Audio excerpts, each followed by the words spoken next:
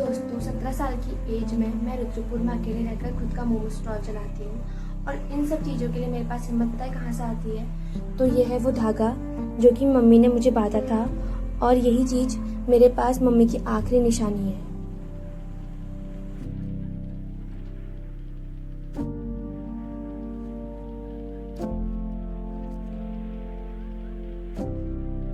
तो हेलो दोस्तों, welcome back to my new blog.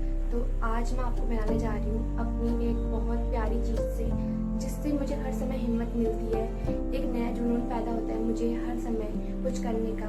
तो वो है ये धागा जो कि मेरी मम्मी ने मुझे बांधा था, और यही चीज़ है मेरे पास मम्मी की आखिरी दी हुई, यही आखिरी निशानी है मेरे पास। और यही चीज़ है ना, मुझे बहुत हिम्मत देता है, हर समय आगे बढ़ने को मोटिवेट करता है। और अगर आपने मेरे पहले ब्लॉग देखे होंगे तो आपने मेरी मम्मी को देखा होगा जरूर। अगर नहीं देखा है तो ये है मेरी मम्मी, जो मुझे हमेशा हिम्मत देती है। मेरी मम्मी की बातें, हर चीज़ मुझे बहुत आगे ले जाने के लिए ना मजबूर करती है। मेरी मम्मी मुझसे हमेशा कहा करती थी कि कभी किसी चीज़ को करने में डरना मत, जो भी तेरा मन करता है वो चीज़ करना। मैंने बचपन से ही बहुत स्ट्रगल देखा था, हर पैसे के लिए, थोड़े थोड़े पैसों के लिए मैंने स्ट्रगल देखा था। मेरी मम्मी प्राइमरी स्कूल में काम करती थी, वहाँ के बर्तन वर्तन धोती थी और उन्हीं पैसों से हमारा गुजारा करती थी। तो बचपन से इतना स्ट्रगल देखा मैंने कि आगे कुछ करने का जुनून पैदा हुआ। तभी मेरी मम्मी का हाथ तो रहा नहीं मेरे पास सिर में, क्योंकि मेरी मम्मी की डेथ हो गई थी कुछ टाइम पहले। तो जब बोलते हैं ना, माँ बाप का साया उठ जाता है बच्चों के सिर से, तो कोई नहीं होता है समझने वाला, रिश्तेदार कोई कुछ नहीं रहते हैं। तो उसी चक्कर में फिर मेरा भी कोई रहा नहीं मेरी मम्मी के जाने के बाद। तो अभी सिर्फ मेरी मम्मी है, और ये मेरी मम्मी की आखिरी निशानी है मेरे पास, जिसको देखकर मुझे मोटिवेट मिलता है। कभी कभी मोमो स्टॉल में भी बहुत अकेलापन महसूस होता है, बुरा लगता है, मम्मी की याद आती है कि मेरा कोई नहीं करके। फिर मैं मम्मी का ये बांधा हुआ धागा याद करती हूँ हमेशा कि मम्मी मेरे साथ है। इस धागे को अगर मैं छू लेती हूँ, देख लेती हूँ, तो लगता है कि मम्मी मेरे साथ है।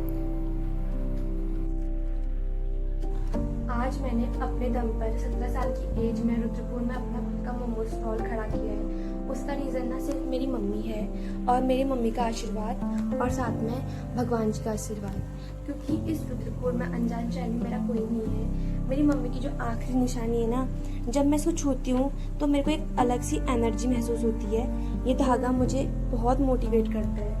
जब मैं 8 में पढ़ती थी, 8th क्लास में, उस टाइम पर मेरी मम्मी ने मुझे बांधा था ये। मेरे को थोड़ी सी नज़र वजर लग जाती थी। पहाड़ी क्षेत्र में ऐसा होता है ना कि कभी किसी बच्चे को नज़र लगती है तो काला धागा बांधते हैं, तो उसी चक्कर में ये मुझे बांधा था मम्मी ने। अगर आप भी किसी पहाड़ी क्षेत्र से बिलोंग करते हो तो उस टाइम आपको पता होगा कि ये काला धागा बांधा जाता है। तो यही सब रीज़न था काला धागा बांधने का मेरी मम्मी का। तो यही धागा मुझे आगे मोटिवेट करता है। मैंने अपना मोमो स्टॉल खोला। कभी भी मैं हारती हूँ ना, मन करता है कि सब कुछ छोड़ दूँ, कुछ नहीं करने का मन करता है कभी कभी, क्योंकि मैं साथ में ब्लॉगिंग करती हूँ, साथ में मोमो स्टॉल संभालती हूँ। मेरा पूरा दिन डिस्टर्ब रहता है, कभी ये करूँ, कभी मैं इतना भी फ्री नहीं होती, थोड़ी देर भी फ्री नहीं होती हूँ। तो कभी समझ में नहीं आता है, मन करता है छोड़ छाड़ के कहीं चले जाऊँ जहाँ पर कुछ ना हो, सिर्फ शांति हो, ऐसा मन करता है। फिर उसके बाद याद आता है कि मम्मी ने कहा था कि तुझे आगे जाना है, आगे बढ़ना है। तो यही रीज़न है मेरा मोमो स्टॉल खोलने का और ज़िंदगी में आगे बढ़ने का।